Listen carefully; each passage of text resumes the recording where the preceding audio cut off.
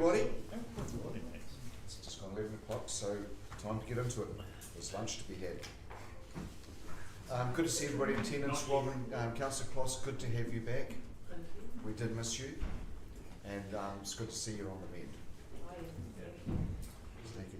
And this morning, the words of wisdom or reflection coming from, couldn't remember to bring it up though, Councillor Jeffries, thank you. Okay. Sorry, I've just been reminded by my Chief Executive that we're being live streamed, so please keep your swearing to a minimum.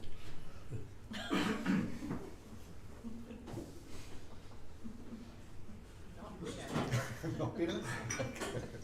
Thank you, Your Worship. This is more of a philosophical thing than a wise old man was talking to a boy and said, "There are two wolves always fighting inside me. One is filled with anger, hate, jealousy, shame and lies. The other wolf is filled with love, joy, truth and peace. This battle rages inside of you and all men." The boy thought for a moment and asked, "Which wolf will win?" The old man answered, "The one you feed." Very true, thank you, Councillor.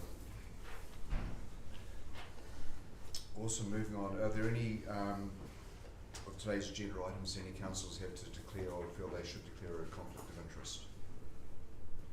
Maybe I should on the gaming one. Thank you, Councillor.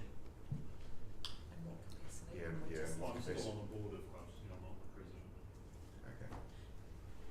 So in terms of contributing conversation or in terms of your voting, are you looking at abstaining from? I don't think I need to abstain from voting, but that's up to you people. I'm just putting it out there that Club New Zealand is an organisation that doesn't promote gaming or anything, but is a club organisation that involves management of gaming. Through you, Your Worship, if I could just help out here, Councillor, it's up to you to decide whether you feel that you have, what level of conflict you have and whether you want to fully participate or abstain for that I just item. think it's fair that I say that Yep. I am part of that, Yep. but I don't think I need to abstain. Yep, Thank you, that's Councillor. fine. No further ones, so we have nobody, I believe, in the public forum this morning. Confirmation of minutes of the Otorohanga District Council dated 17th November 2020. Do I have a mover and a seconder that they are a true and accurate record of that meeting?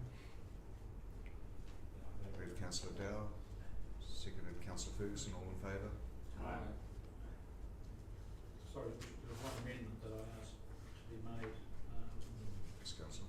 Under the councillor updates, there was some mention about the concert that was held in Carnfield as being the Auckland Orchestra. Oh, that's right. Yeah, and it wasn't. It was, I just forget the exact name, but it was an orchestra from the Waikato, Oh, okay, Hamilton. cool. If you could just make that correction. Thank you, Councillor. And moving on to the receipt of the minutes of the Otorohanga Community Board, 4th of November 2020. We have a mover and a seconder for those. Move Councillor Christensen, seconded Councillor Dell, all in favour? Aye. Thank you. Moving on to item 136, my verbal report for what I've been up to over the last 4 weeks since the last council meeting. November the 18th, I had a Zoom meeting with the Ministry of Education representative in the Waikato, Bevan Smith, to discuss youth training and employment work streams in the Waikato, and that is to ensure whatever's happening throughout our space is not doubling up and there's not too much repetition, because there's a whole lot of programs out there that seem to be trying to deliver the same thing. Later that day, flew to Wellington for the Rural Provincial Sector meeting, which I attended with Tanya and Roy. And the afternoon of the 20th, so as the second day of Rural Provincial, I had the annual general meeting with the Mayor's Task Force for Jobs. On the 23rd, I hosted students from QQ School here. They just wanted to get a heads up on what leadership was like, so they are the school leaders of QQ School. So we sat here in the council chambers and talked about, I suppose, my own style and way of leadership and how I suppose they saw what leadership looked like. We had the North King Country Development Trust AGM on the 24th of November, which I stepped aside as the chair of that and passed over to a new chair. I was the interim chair for the last about 9 months. We had MSD stakeholder event in Hamilton on the 25th, along with Friends of Waipa at John Rollins Centre, Karapiro. Then I had an evening with the Tuia representatives over the last 10 years from the Otorohanga and Otorohanga districts at the Huru on the 26th. And then I had the privilege of being on the interview panel for interviewing a new police sergeant for Otorohanga district on the 27th last month. December 1st we had a long-term plan workshop. I attended St John Prize giving and gave out some awards on the 2nd. Met with the CEO of Ministry of Social Development on the 3rd of December down in Wellington for going to the meeting with the ministers and going to a stakeholder event later that afternoon. 4th of December I went down to Te Kuiti and attended the Kawanata Awards for Maniapoto. We had a Split-house lunch on the 7th, Council Mark debrief on the 8th, Waikeria update as well, and a Zoom with a young person who I'm hoping will be my Turia representative for 2021. I attended the College Junior Prize giving on the 10th, another Mayor's Task Force Zoom meeting, and Carfield Prize giving on the 11th, followed by another Zoom meeting that afternoon, also concerning Mayor's Task Force. And then yesterday morning I had the privilege of hosting my Ideal Services friends for morning tea, and then I went to Otorohanga South Junior Prize giving later on. So that's pretty much outside of my core business, what I've been doing this last month. So I'd like to move that report be received. Second Councillor Williams, all in favour? Any questions over the last month, what I've been up to? It just seems pretty run of the mill. Thank you. Moving on to item 137, recommendations from community boards and committees of council. Colin. Yeah. So take the name.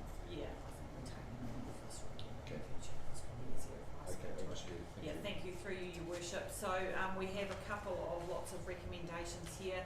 One is from right back in August from the Council's Risk and Assurance Committee, and there's some recommendations there.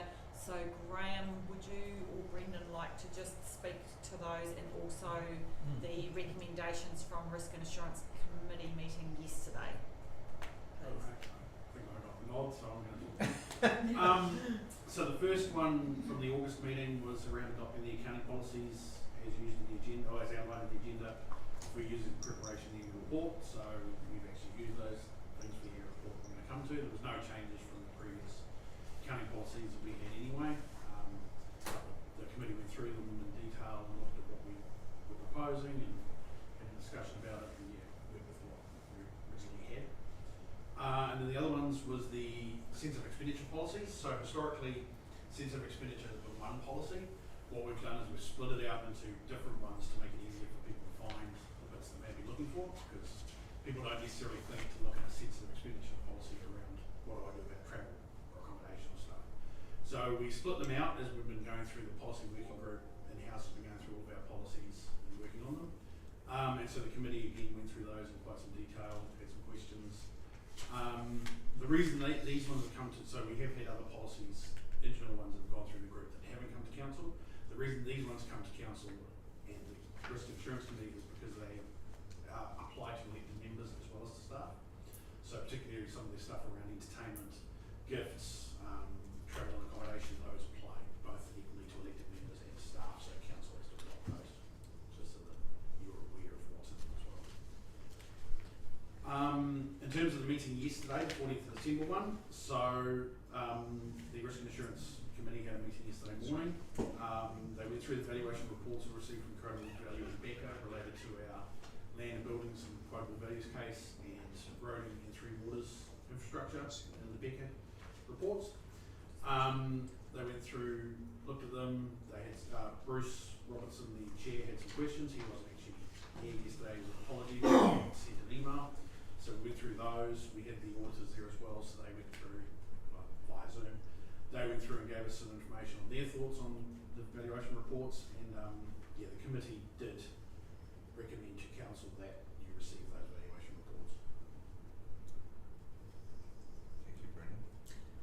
Sorry, through you, Your Worship, can I just speak to this? I'm just checking the delegations for risk and assurance because we're asking council to adopt a bunch of sensitive expenditure policies that they haven't seen. Oh, okay. So I'm just thinking, and I'm sorry I didn't pick this up when I read the draft agenda. So does risk and assurance have the delegation to approve policies or just recommend them? I'm trying to find it. Recommend policies. Yeah, okay, so to be fair, they probably need to be on an agenda so that you know what you're adopting, right? Yeah, so you've been, you've got the confidence that risk and assurance have seen them, they've gone through them with a fine tooth comb, but because they apply to you, Right. I just wonder, sorry Brendan, No, I that's cool. didn't pick that up when we read the draft agenda. So maybe that recommendation comes back with, Yep, with next them meeting. attached, is that alright? Yep. So does it need to be a separate agenda item, or just put it? I think it can still be a recommendation and the recommendation from the risk and assurance, but we'll just attach those policies so that you actually get a chance to have a look at them. Okay. So we'll bring Yeah, that back. apologies for not picking that up. Could we, as part of that, could we also get a list of the amendments that were made to the report? From the committee. Yes, because we're asking the council to Right. adopt those amendments, but they haven't seen what they are. No, you mean talking yesterday's amendments? This is going back to the policies from the previous meeting. Which- So, Well, the committee yesterday agreed to some amendments to the. this here, councillor, is the previous It's the August meeting, August meeting we I had. beg your pardon. Yes. Yeah. the sensitive expenditure policies. Oh, So okay. we'll attach them to the Yes. agenda next time. The annual report amendments I will cover when we get the annual report to you, right? Yep. Yes. Cool.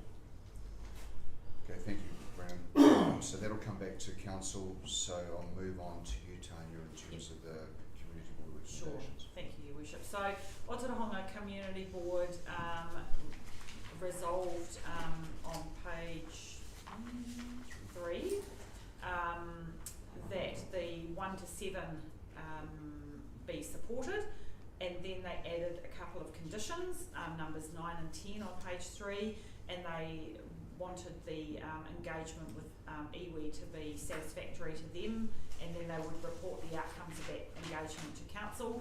So you'll note that on page 4 there is a letter from the deputy chair of the community board, who also happens to be in the room, Councillor Christensen, and so that's the confirmation that has come from the board. So they agree on 1, 3, 4, 5, 6 and 7, but just number 2, that the location doesn't meet the consultation indicated that wasn't a site that would be good for a dump station. So just confirming, councillors, when I read the agenda on the digital copy, it had page 4 and had the letter. Has your hard copy got the letter from Councillor Christensen on there? Mine has. This here, mine page 4. Yeah, well, have you got a lot of blanks too? Yeah. So I did say that you need to print it back in. Yeah. Yeah.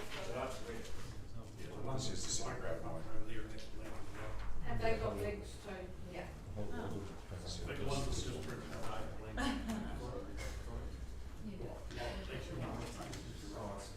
Tanya, would you like me to go? Can we just take 5? Digital's fine. Excuse me, we'll just pause for a moment, councillors. So on the digital copy, Councillor Christensen's letter was on that, which I had read, but it's certainly not in this.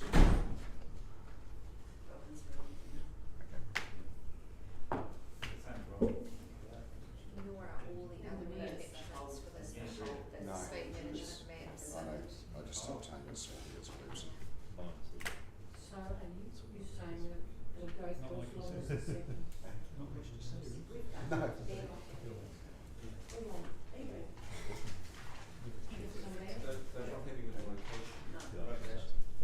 Of the dump?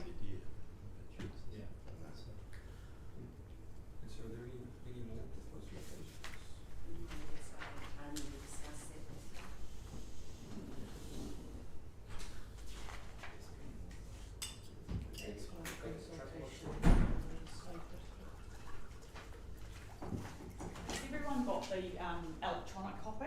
Who's got the electronic copy in front of them? Councillors, just, yeah, if we just focus on councillors at the moment, and has that got all the pages? Yeah. Yeah. Yeah. Okay. I printed my own, I put all my pages. I got mine yesterday from here, Okay. and I found. So how many copies do we need with? I've got one, because I got Tash to print me one, Yeah. because it was blank. So we need, it's do we just need Robin. one hard I'd like one. two hard copies?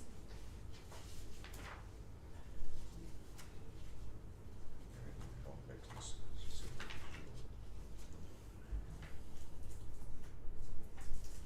On that note, then, Councillor, you've read that letter now, and I take it that all other councillors have read the attachment letter from Councillor Christensen. Is that correct?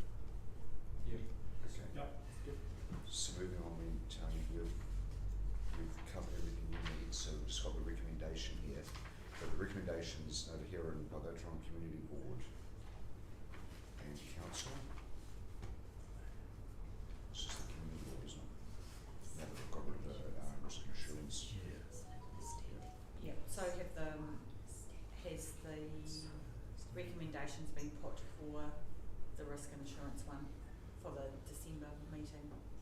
No. The December meeting risk and assurance will come through an annual report one, won't it? No, Oh, not sorry. Evaluation. Oh, sorry, my No, apologies. that's okay, it's quite hard to see, so we just need to have someone move the valuation reports from the meeting of 14th of December for risk and insurance.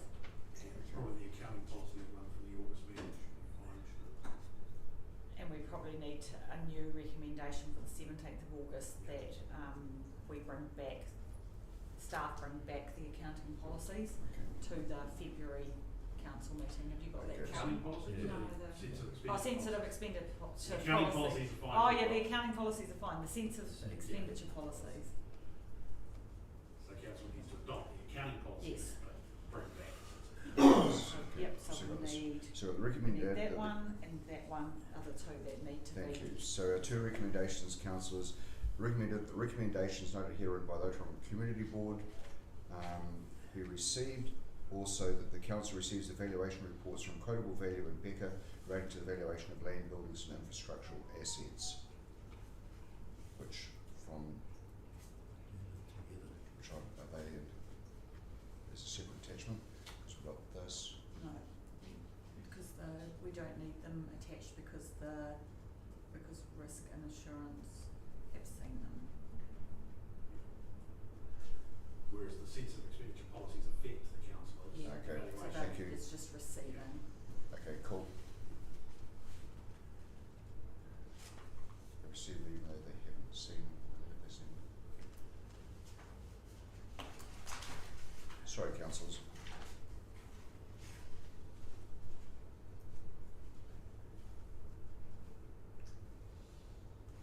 So it's really missing out this, no? So I see what he's done a summary at the top.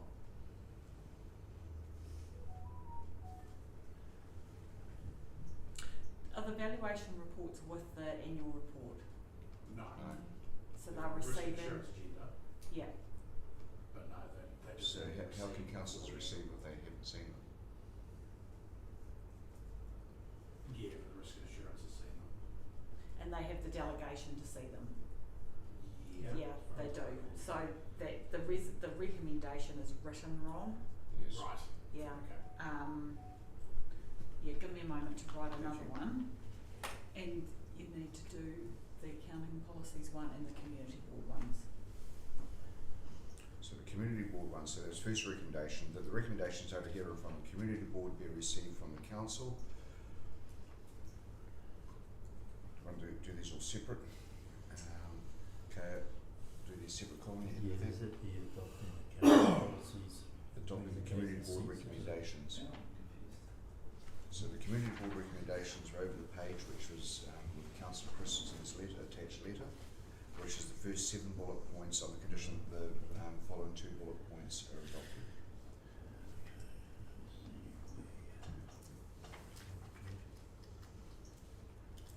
So I move that be received. Seconded, Councillor Dow, all in favour? Thank you. Our next recommendation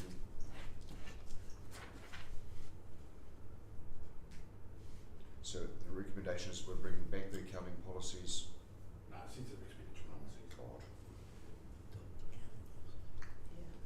That the council adopts the accounting policies as outlined in the agenda for use in preparation of council's annual report for the year ending 30th June Yeah. 2020. Mhm. Okay, I'll move that. And then this one is staying, this one's This coming down here. back to, Do I have a seconder for that, please? Seconder, Councillor Williams, all in favour? Thank you. I'll leave Just that out, I next. don't even have to mention that now, I imagine. Well, that it comes back in the February. council, Sensitive expenditure that the policy. sensitive expenditure policy be brought back to council at our next meeting. Okay, thank you. Moved Councillor Ferguson, seconded Councillor Dow, all in favour? Thank you. And where are we with this? Yeah, I think that it's, that council, I'm trying to find the right words, that council notes that the Risk and Assurance Committee has adopted, Well, they completed agenda set received. that council notes that the Risk and Assurance Committee has received the valuation reports from Quota Value and Becker related to the valuation of land and buildings. and Cool, thank you, infrastructure that sounds right. Got all that, councillors? Okay, I'll move that, seconded Councillor Kloss, all in favour? Carried, thank you. Jeez. So when will they be available for us, for the valuation reports to look at? I can send them to you this afternoon if you want. Yep. If you'd like to read the valuation reports, please let us know and we'll send them to you. Yeah, I'll check. Yeah, They're Nice also holiday- on the holiday reception reading. as well. So if you just want to download the agenda that we did yesterday, they're actually in there as well. But yeah, we can send it to you. Awesome. Moving on to the adoption of the annual report 2019-20. I'm assuming all councillors have had the annual report in front of them. Cool. Move around. Okay. Just on the, skipped over it at the dump site, we've got some other options coming in. would you like to hear about next step? Well, yeah, now or later, but there is Yeah. some other Okay, options. sorry, Brendan. No, that's not. Yep, so my suggestion is because it seems that the main issue is around cultural sensitivity and iwi being comfortable with the location, that we actually formally engage or formally request comment from Nihi Nui RMC in early 2021 on the locations that have been proposed in our earlier report, and that we seek their formal feedback on those sites. Thank you. So as community board, we've got the deputy chair and another member here. Is that your? Yeah, totally understanding? happy with that. Yes. Thank you. Brendan, over to you. Cool. So, yeah, item 138, the adoption of the annual report. I'm just going to take the report as read. To answer one of the questions, so as we point out in the report, the Risk and Assurance Committee met yesterday and their recommendation to the council was to adopt the annual report. In terms of changes from what the original draft that was sent out to you, so over the weekend Deloitte sent me back their changes, and then this morning their quality review process finished yesterday, and they've just sent me this morning any other changes. There was no other changes from the quality review apart from a couple of spelling mistakes. In terms of other changes, we put in, one of the things that was identified by Deloitte was we needed a COVID-19 impact statement. So at the end of note 1 in the notes, we put a little statement about what the impact of COVID was in terms of council, in terms of income, expenditure. So basically, as we pointed out, in terms of revenue, apart from some reduced library fees and some hall hiring stuff, there wasn't much of an impact on our revenue. The majority of the impact around expenditure was capital expenditure side of things, and that we had to delay projects obviously because we were all locked down for 7 weeks, however long it was. And then the auditors have just said, that was one thing that came up, was just to add a little bit more about our performance measures around COVID impact. So there was some performance performance measures that we didn't achieve, that if it hadn't been for COVID, we probably would have achieved, because they're related to the number of people coming in and all that sort of stuff. So obviously if we locked down for 7 weeks, we would have achieved some things that we were not. Can I just, before we go? Yep. Should we not be making comment about the effect of COVID on your people? The staff?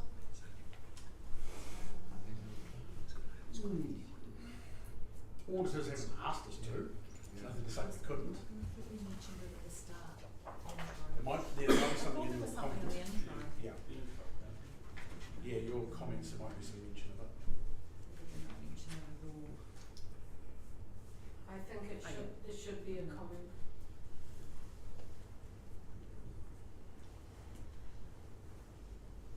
That Probably nothing would need to specifically, be no. carefully worded Yeah. in order to not generate the auditors having to then match Mm. up what was said at the front.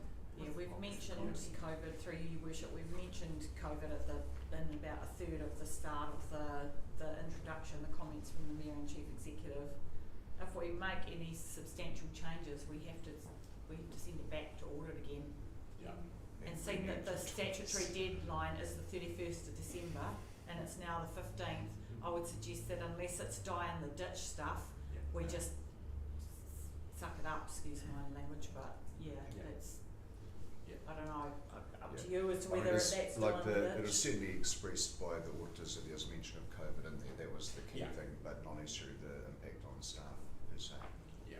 I'm not saying make a big deal of it, but it's not even mentioned in that On comment. that note, no, isn't it? Even if you refer it back to what is said later. I suppose one could argue that it could be set across all facets of the country in terms of the effect of COVID. Yeah. Don't assume. It's not. Oh, it's not. No, I would never assume. Thank you, Brendan. And then a couple of other changes was just around the subsequent events, so things that happened after the 30th of June. One was about the fact that the contingent liability that's in there, in note 20 I think it is, around Karaho Harvey, that was settled in August 2020. And also just to do with the Kiwi House loan, there was just added to subsequent events about the fact that the first loan was paid in July. Then that ties it, they pointed out that ties back to the comments in the front, which mention the loan, but obviously there's no other mention of the loan within the document. But apart from that, those were pretty much the only amendments, apart from some minor adding errors and things like that we've had to change since the copy that's gone out to elected members. Thank you, Brendan. So I guess any questions? Yeah, questions, councillors?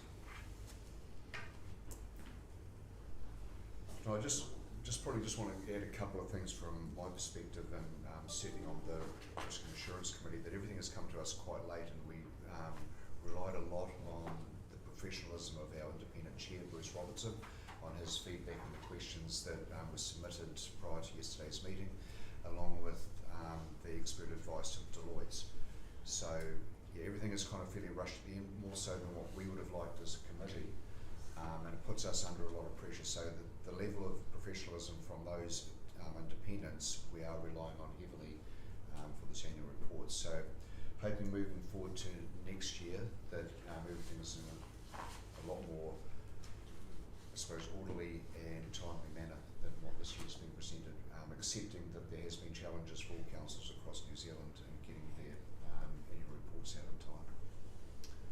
So if there are no further questions from councillors, we have the staff recommendation here that this. Sorry, Roy, I was doing. I'm just sort of re-noting the bullet points on the bottom of page 5 and top of page 6. To the to the reader of those, there's quite a bit of discrepancy.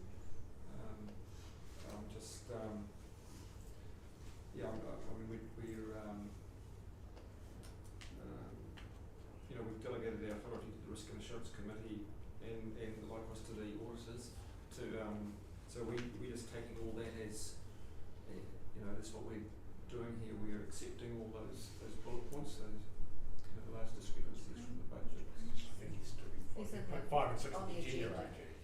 Yeah, on the Not on the report, yeah. Yeah. Yes, sorry, on the agenda.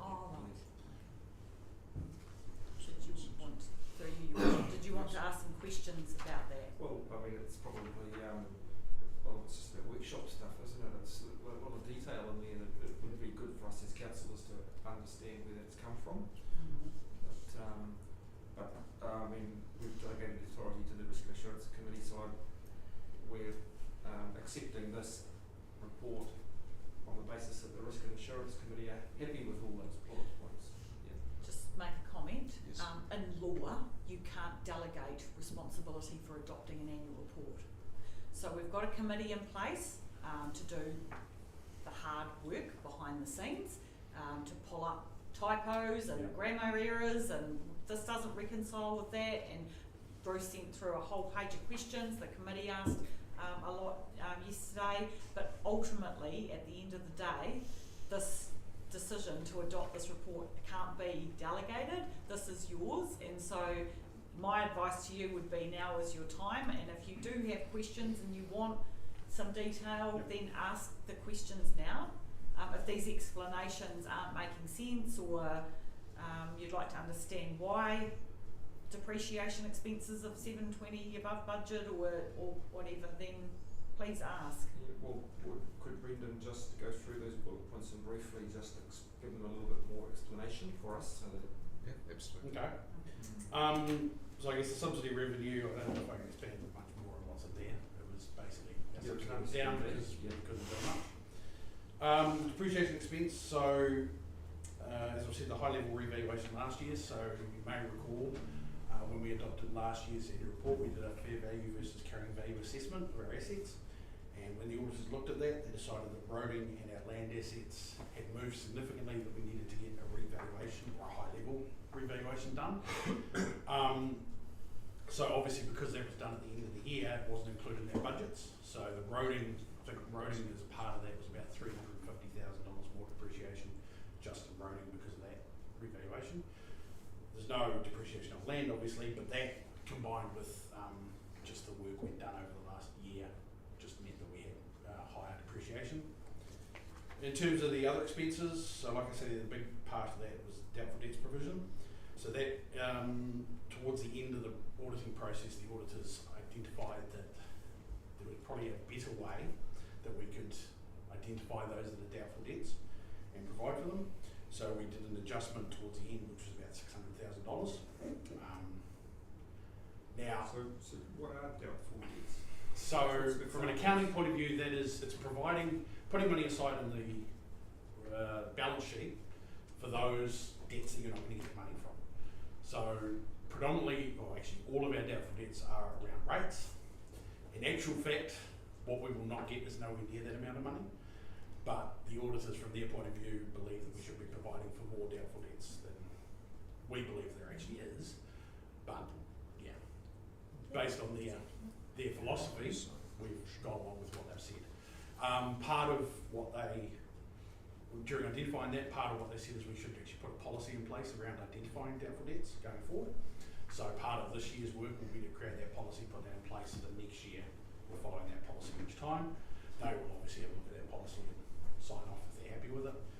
And in the doubtful debts or the bad debts sort of area, Teresa, who's taken on the rates role, she's doing an excellent job of actually collecting our rates that historically have not been collected. So I would expect that provision to come down next year, quite substantially maybe, but we will see. So yeah, so there was a one-off adjustment this year that we will actually take into account in our budgeting going forward as well, that we may need to provide more for that provision. That figure can fluctuate annually too, simply Yep. on the basis that you write them off after 7 years. Yes. Yep. Yeah, at this point we're running after 7 years. And on page 6, just in terms of our balance sheet side of things, so that's the net assets. So obviously with the move from the revaluations, so we, as I said there, we previously used the 1st of July each year, or every 3 years, for our revaluation, and that was done so that it was in place for the long-term plan that it related to.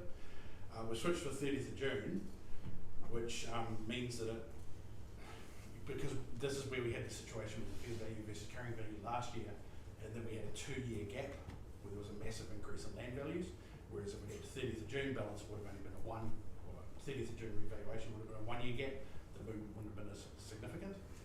So we've changed that, and that's meant that we budgeted in this year, that we're now currently in, for the revaluation to take place, but it actually took place last that's why we're out of budget there. And just in terms of cash and cash equivalents, so we've got a lot more in the bank than we budgeted. Again, most of that is due to some cash reserves from previous sales of property, such as Otorohanga a couple of years ago. And then just the timing of our payments and receipts, which, as you can see there, I've said under budget, both in terms of getting money in and money that is owed to us, and money that we owe to people. A big portion of the money owing to people part of it is when we went into lockdown, we changed our process. So instead of paying on the 20th of the month, the majority of our invoices, we're actually paying them pretty much every Thursday. The minute we get an invoice in, so long as it's processed, it'll be paid straight away. That was done during lockdown to support local businesses as well as any other businesses, so for cash flow purposes. And when we came out of lockdown, we just decided to keep doing it because it worked well for everyone else, it worked well for us. Central government has actually put out a brief that all central government departments are supposed to be doing that from, I think it was the end of October. So we've just gone along with it as well. So from a cash flow point of view, it doesn't affect us because we've got enough cash in the bank, and it just helps businesses and that they're getting their money sooner than they have to worry about whether the council's going to pay their big invoice later. Because I know some large organisations in the media are talked about as they hold off and use small creditors as the bank almost, pay them later, so we're gone the other way and pay them as soon as we can, basically.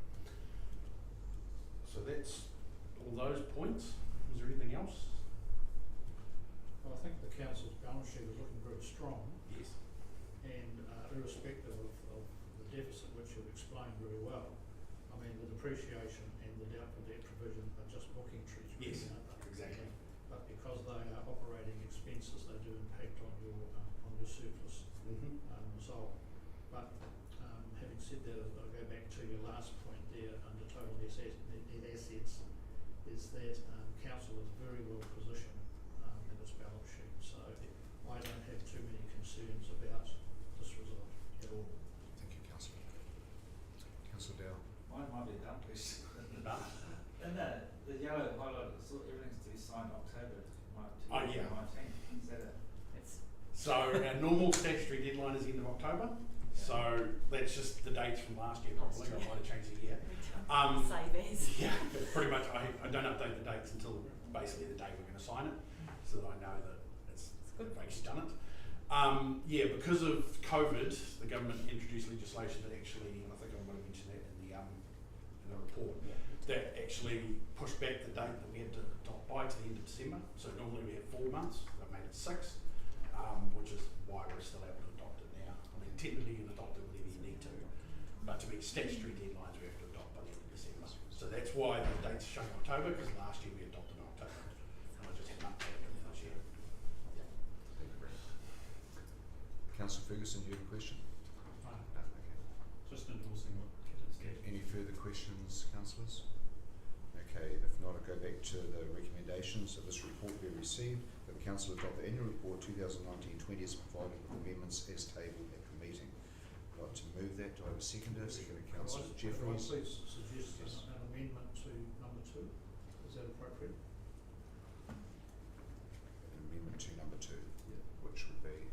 Well, I'd like to suggest, picking up on the point that you made earlier, that a lot of the information that we received at yesterday's meeting was sort of last minute stuff. I'd like to make it clear that, I'll read this, it's just a suggestion, that having received the appropriate advice and assurances from the Chairman of the Risk and Assurance Committee and Council's auditors Deloitte, the Risk and Assurance Committee recommends that Council accepts the valuation reports presented and adopts the annual report as provided with amendments as agreed at that meeting. I'd probably be reluctant to do it. I think, is it minuted what I said earlier, Colin? We do have a record. It's on the tape, so It's on the tape. we can pick it up. So I think It's as long as it's minuted quite clearly, councillor, as opposed to we'll in, put it in the minutes. as opposed to We Quite can- happy for we that. can reflect that in the minutes, yeah, councillor. I think it's a big thing, as long as it's actually clearly noted Yeah. there Yes. that we did express our I think concerns. that was, My concern with that suggestion Yep. is that it could give an impression that you're abdicating your responsibility. I know that everything's late. Believe me, there are going to be a bunch of councils that don't even adopt by this new deadline their annual report. and I know it's all been rushed and that, but I have concerns about that. I think we can reflect that in the body of the minutes, if that's acceptable to Yep. you. Yes, no, I'm happy with that. Yeah, it's already, no. I haven't got it, no. Yeah. Oh, well, in that case, I'm happy to move the Yeah, and Council, yeah, I'm ready, sorry, it's Councillor Williams. no, remember, but that's, while it might have been rushed, those are the normal functions of the Risk and Assurance Committee at the time of the annual report review, backwards and forwards and adjustments being made, so, yeah. I don't think adding anything is going, like, that would make it look like it was an unusual situation, whereas most of it was normal function. Yeah. It's just the timing of it that. Correct. Yeah, thank you. So I've moved, seconded, all in favour? Carried, thank you. Right, move mine to item 139.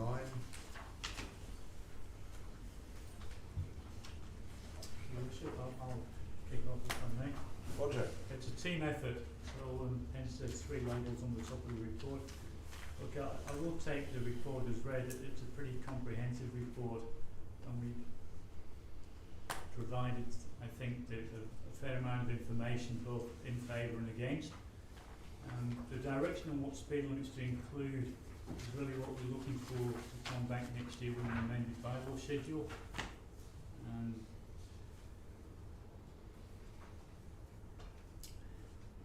I just wanted to stress that there is no legislative requirement to actually change the speed limits right now, and I think that the options that we put forward relay that. I just wanted to also stress that staff are coming from the perspective with our option assessment to support safe and appropriate speeds on the road, and that's the paradigm which we viewed those assessments through, and we do acknowledge that that is not the only consideration. We have Andreas, Craig and Rachel in the room who have done the vast majority of the work to pick up any questions that you might have.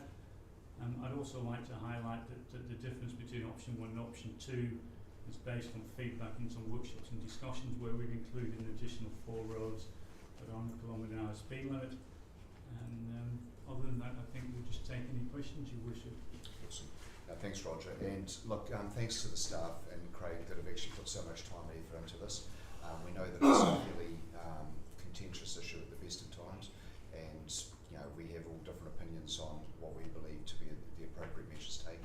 So again, just thank you for the time and effort you have put into it, and your staff as well. So thank you. I've got a couple of questions myself, but I'll just open up to the floor at this stage. Councillors, do you have any questions of Roger or staff? Well, I'll start. I'll start by saying thank you to the staff. And because I have my views on speed and everything else, I want to safe roads as well. But I'm going for option 3 because of the fact of all the work you have done, and I think there's more work to do. I think we need an understanding of our community of what we need out there. As I say, there's a lot of work being done, there's a lot we can take out of it.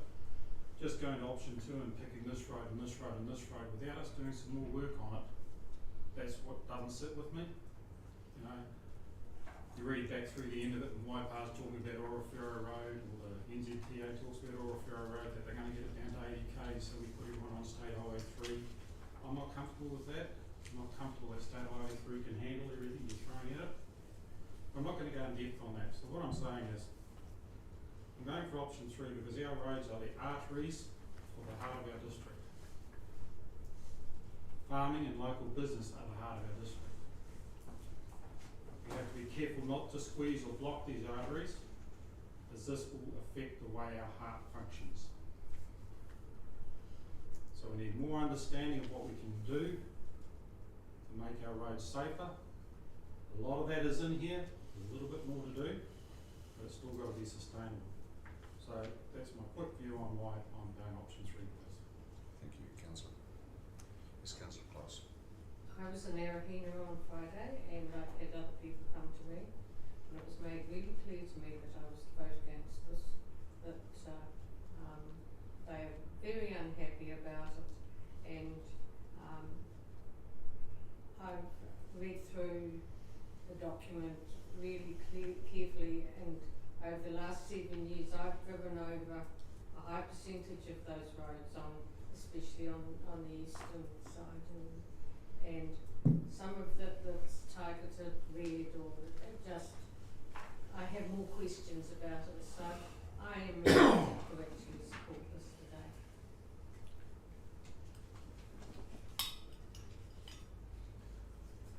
Councillors, I am seeking more feedback here because I don't want to go through all 4 recommendations to come up with an answer that works. So, Yeah. If it helps, I will support option 2, which is giving more time. It's not saying no, it's just saying more time. Councillor Jeffries. Yeah, I support what Councillors Clausen and Ferguson are saying here. After the workshop that we had on this, there were a number of, I'll go back a step. I think speed is a significant contributor to road safety, but it's not the only factor. And I don't believe that we have considered, or central government has considered, all of the other factors. And until that's done, I just can't support that, so I'd have to go with option 3. I mean, I won't bore you with the stuff that I've got, but Councillor Dowell. I'm in option 3 or even 4. I think more information would be good, but I think if NZTA open up for their state highways, there'd be a lot more high-powered study into the effects and that of speed than what our council. So, yeah, I'm not 3 or 4. Thank you. Yeah, option 3. Everyone's mind's covered with the second one.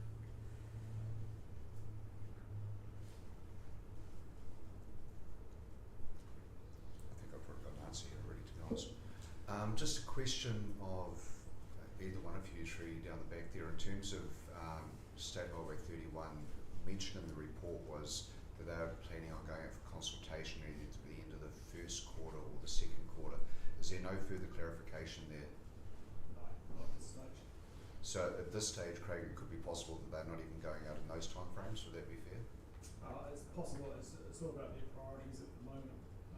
But the indication I got from the Transport Agency last week is that they'll be aiming to have a consultation either in the second quarter or third quarter of next year. Thank you. Councillor Williams or Councillor Johnson? Yeah, as a rural person representing rural people, I think I'd like to think that most of my constituents drive to the conditions anyway, and I don't think that they need to have a bylaw to tell them to slow down.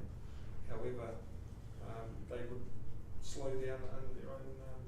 They pass the licence. They've got they can should be able to drive safely. I trust in that process.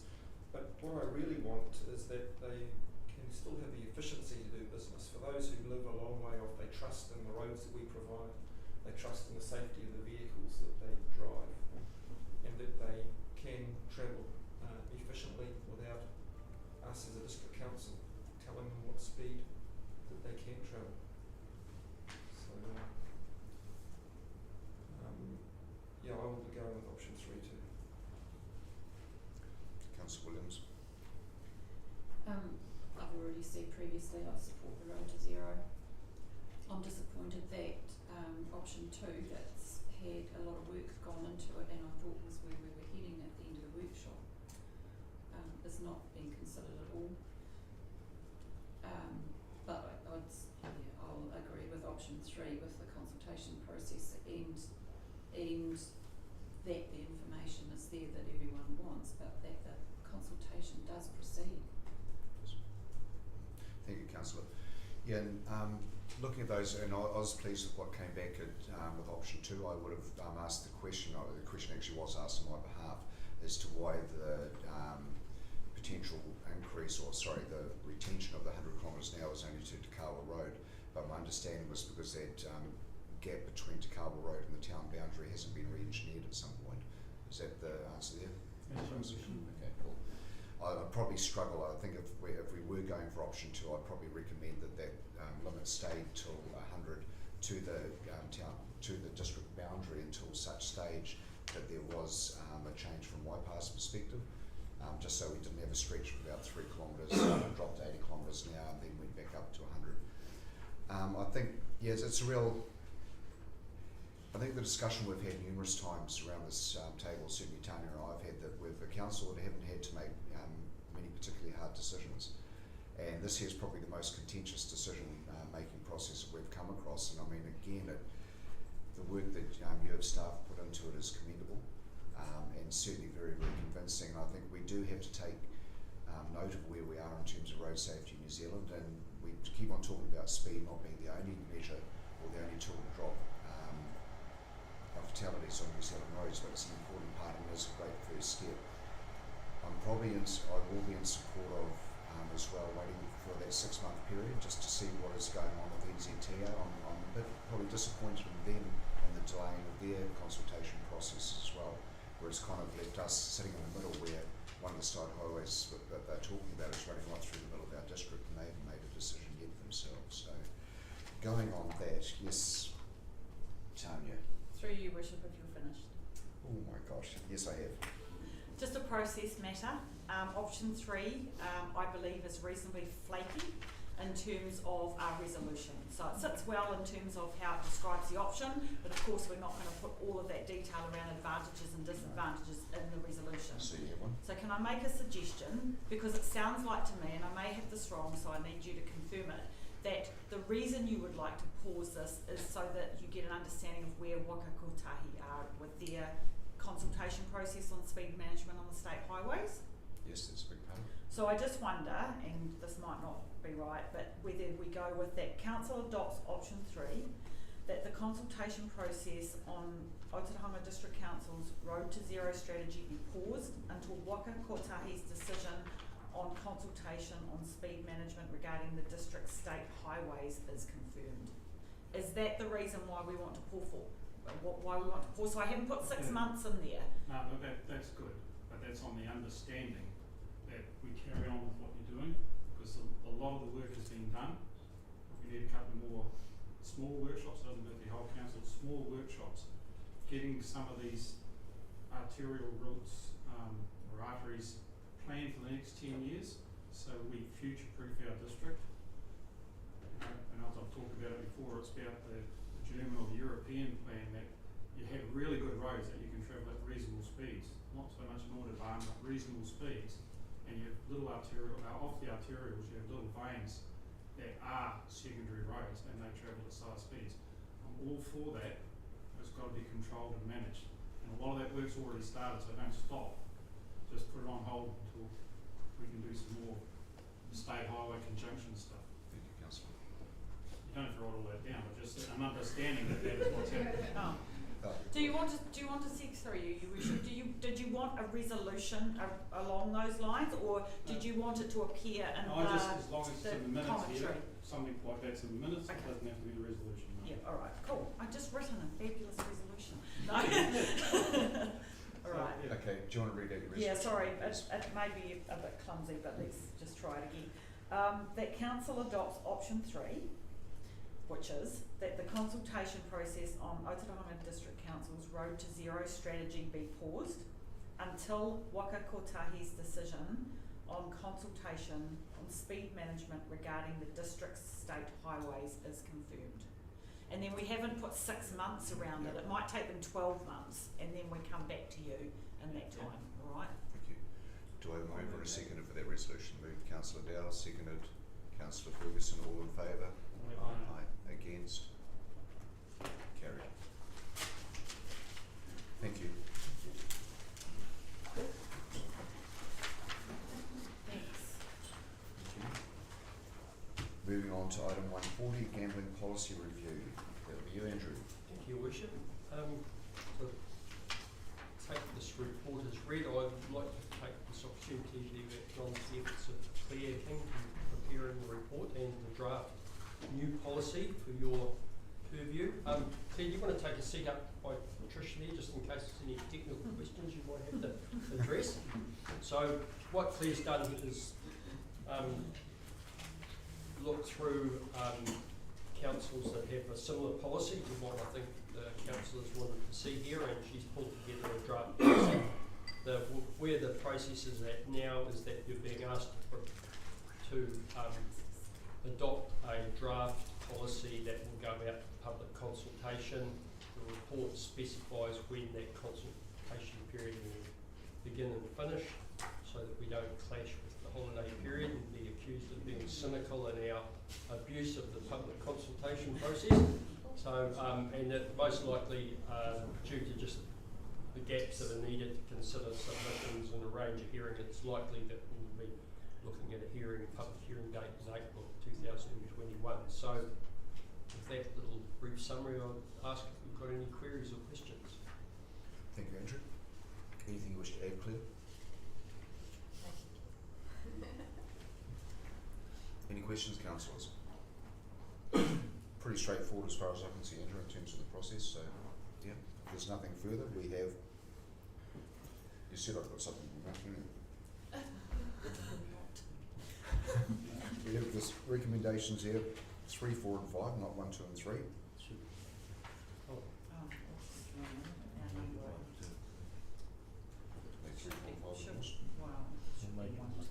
One, two, and 3, we've changed it. The report from Group Manager Environment will be received. Statement of proposal on the draft Otorohanga District Council Gambling Venue Policy 2020, subject to any amendments, be approved, and submissions on the statement of proposal be considered. And if requested by Council at the meeting to be held on 20th of April 2021 or early thereafter as possible. Do we have a mover and a seconder for that? Move Councillor Christensen, second Councillor Johnson. All in favour? Aye. Against? Carried. Thank you, Andrew. Thank you, Claire.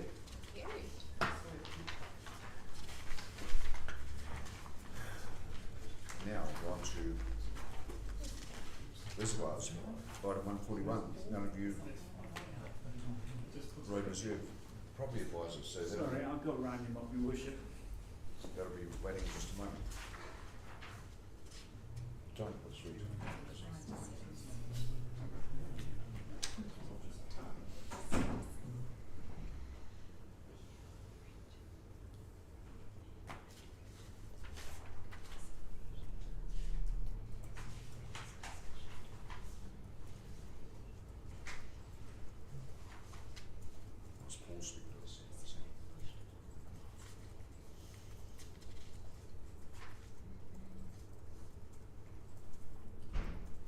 So we're just waiting for Paul to turn up, councillors.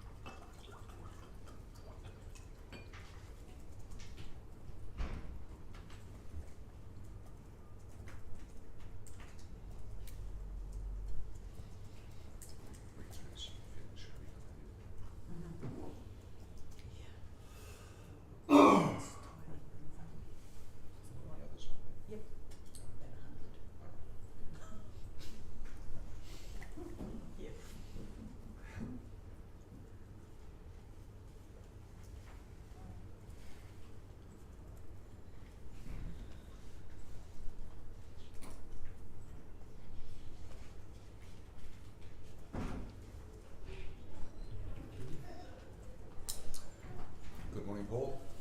Morning, Max. So you've obviously been summoned by Roger to come and speak to item 141 about the road reserve water reservoirs. So welcome. Roger said you needed some light relief, so. Yeah. Called on you immediately.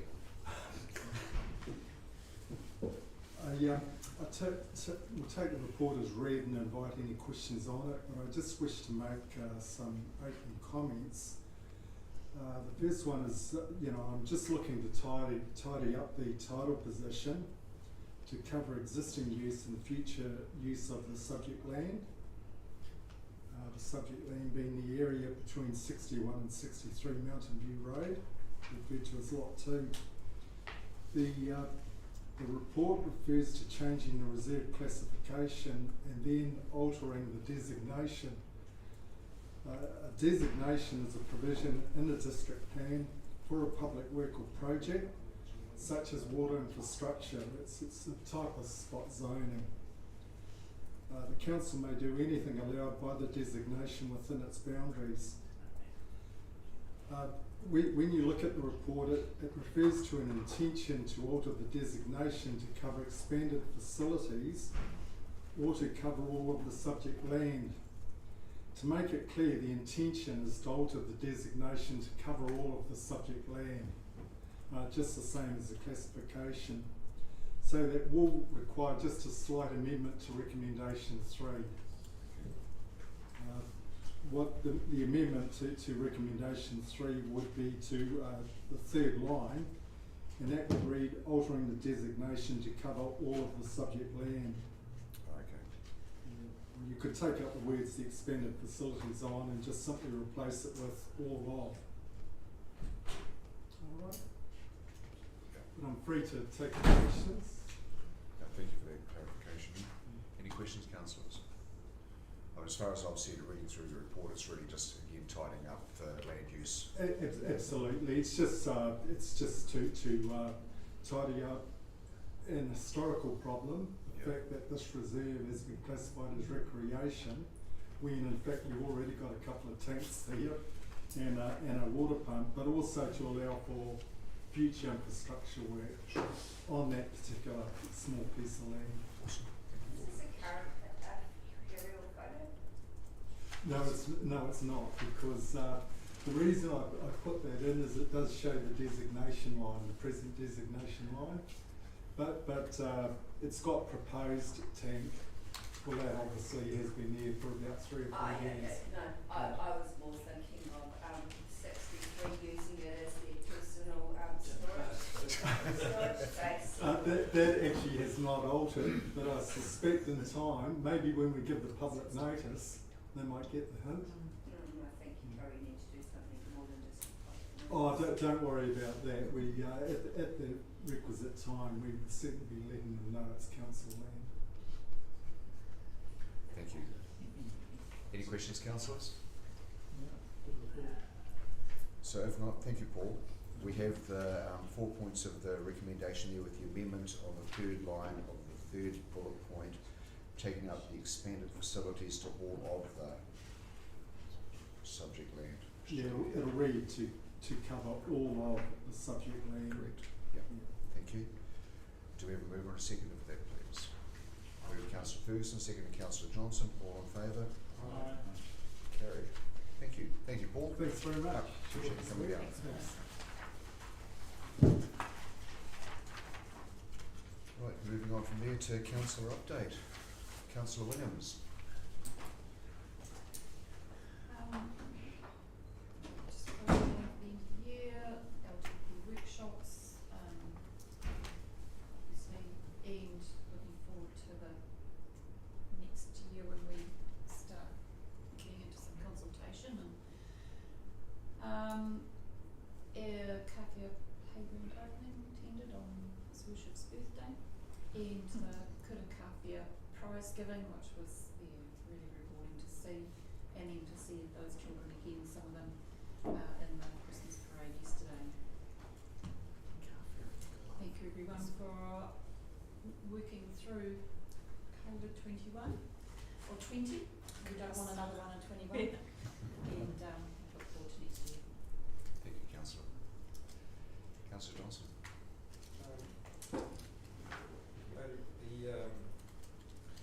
So there's one sort of formal thing, which is just the District Licensing Committee had a forum here in the Tuatara room, and they had one a year, it's just educational day, so I attended that. And other than that, it's just more frivolous things such as the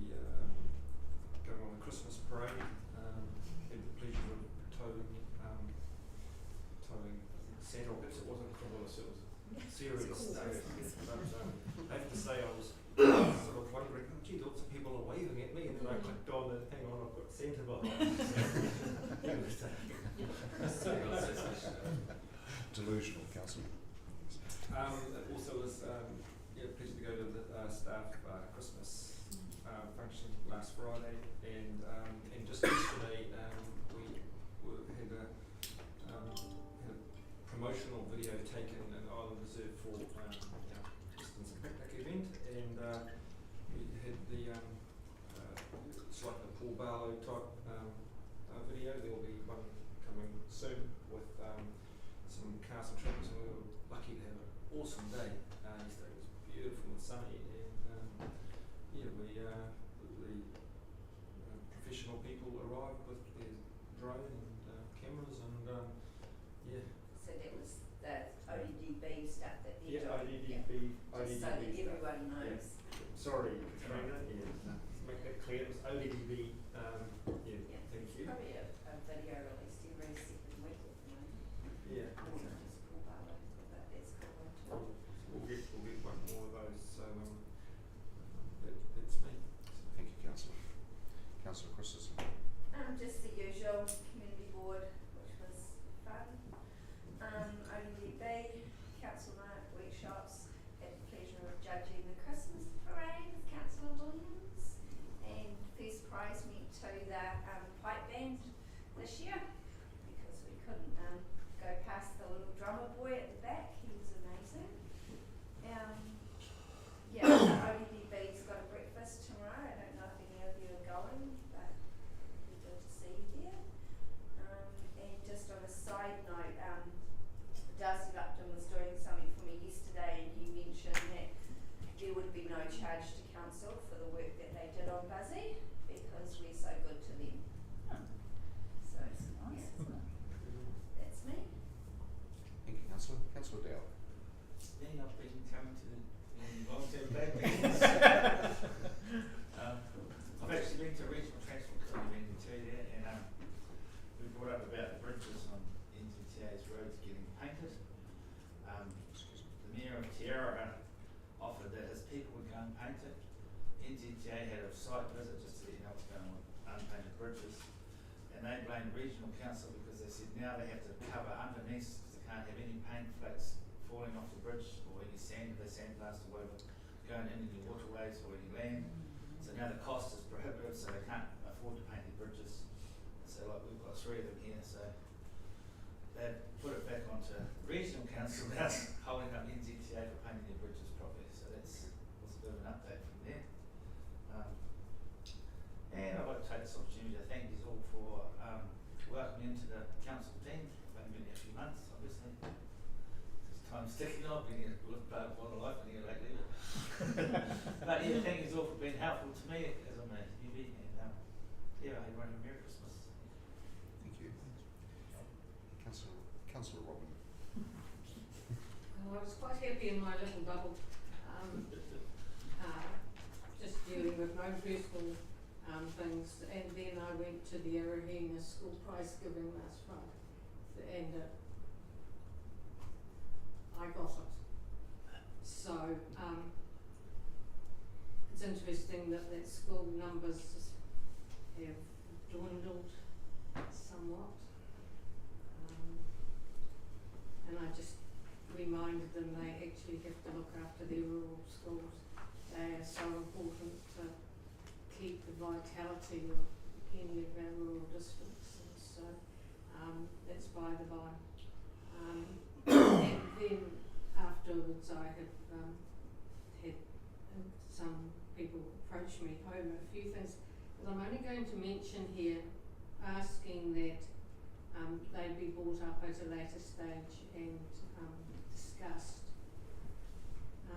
Legalising of the underpasses with licence to occupy or whatever it is that the farmers are being asked to do.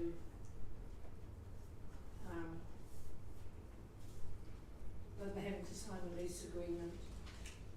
Councillor, would you like me to respond to that? Yeah, please do. Okay. Now? Okay. Well, I'm saying. Can we have some feedback through you, Your Yeah. Worship, put in an email to me, please, Robin, so that we could get some staff responses Yeah. rather than putting Yeah, us on the yeah. spot right now and asking. Yeah, well, That would be that's why really I'm helpful. just raising it now because Yeah. I might forget. Yeah, no, it'd be really Okay. helpful, thank you. And the second one was farmers' rights from the district water schemes and the land that they want. I think that needs to be, it can't just be sort of happening in the ether. It needs to be, the councillors need to be involved in that. Just about communicating with the rural areas, and you know, it's really good that we had the consultation around the roads, and I was very pleased to see that we had a high number of people that attended Arahina, when I know they don't look at the district's school newsletters because if you don't have a child at the school, you don't open them.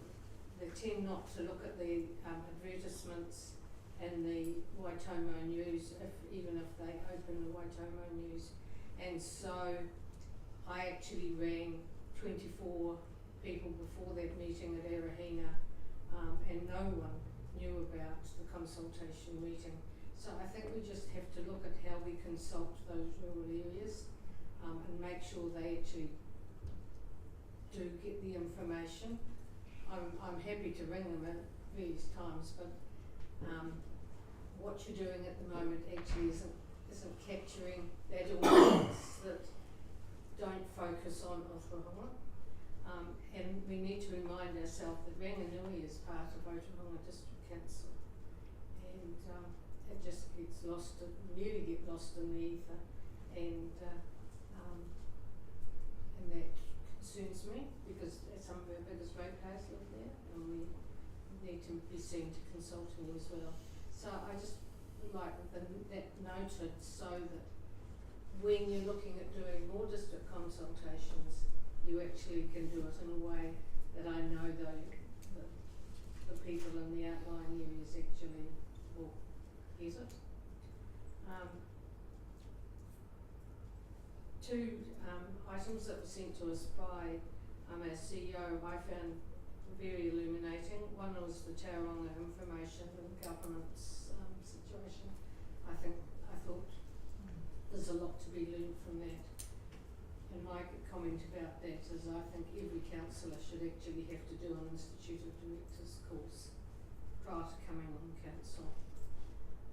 I did it when I was a CEO, and it just gives you so much more understanding of what your role is. And I was pleased to read the council paper. Is that it's It's not an on embargo. It's embargoed at the moment. Still okay, embargoed. Okay, I'll leave that one. And I would also like to see the iwi liaison be increased to incorporate Raukawa, because that is nearly half the district. And I know you're concentrating on Mangiapoto at the moment, but I would just That's like to not see. true, councillor. That's okay. We can talk later. Well, it's There's not coming numerous through, numerous approaches have been made to Raukawa. and you're not getting anywhere. No, If that's the case, I can help you. that's That good. would be Please do. fabulous. We'd love you to. Through you, Your Worship, we are holding a meeting throughout Kawa at an officer level quite shortly to discuss cultural sites. There is communication. Yeah. We're not That's afraid. not what I'm talking about, because that's business, isn't it? Yeah. I'm happy to help. It's all relationships. Okay, thank you. Thank you. Councillor Ferguson. Yeah, like everyone else, well, not like everyone else, I've missed a couple over the last 6 months of the LTPs, but it's been an interesting process. An interesting process actually being on council for a full calendar year, so thanks very much. It's a learning curve. 27th of November we had a grants and awards get together, which was a creative communities funding meeting, so that went through. And that's where I'm here for now. Thank you. Councillor Jeffries. Thanks, Your Worship. Yes, as Brian said, it's been first full calendar year for me too, and it's been a very, very interesting and full on year, so I just wanted to say thank you to everybody for being part of the team. It's been great. 18th of November I attended a meeting of the Te Taio o Kawhia Moana, and that's the steering committee that's been set up to look at erosion around the inner harbour and on Ocean Beach.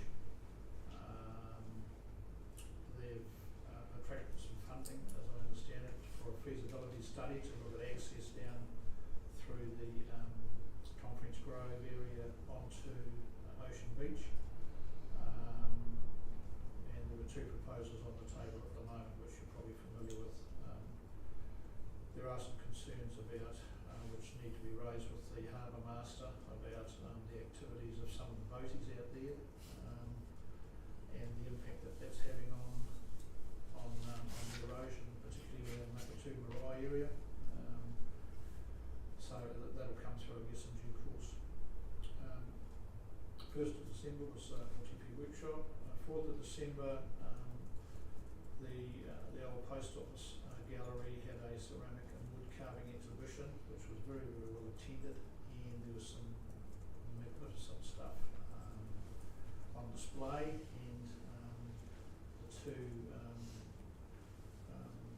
artists who were contributing that night were from Raglan, I think, and their work was just terrific.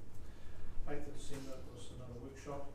11th of December we had the opening of new Kawhia Playground, which was a lovely event, and thank you to Max, Tania and Annette for coming out for that. It certainly made a difference having you there, and I think the kids, 56 school children that were in attendance there, did a great job singing the waiata and doing the haka for us, and the young boy and girl who read out the sponsors, the names and so on the sponsors board, were very, very nervous but did a good job, and so it was a good day. And of course, once the kids were let loose on the playground, it was just like watching ants swarming over. All 56 of them tried to get on one swing at the same time. Yes. Yeah, it was really cool. That was followed with the prize giving, which Annette's commented on, and that was a very nice event too, an occasion. And I think they farewelled, I think it was 8 children who were leaving the school this year to move on to higher education.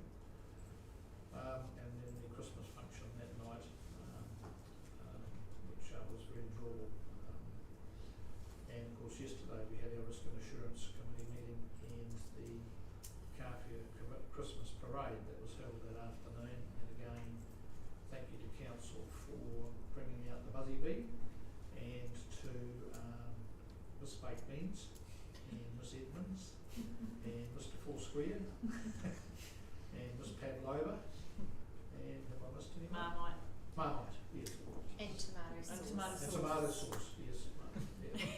Andreas threatening the children. Some good comments about those. And contrary to popular belief, I did not wipe out a car on the way there.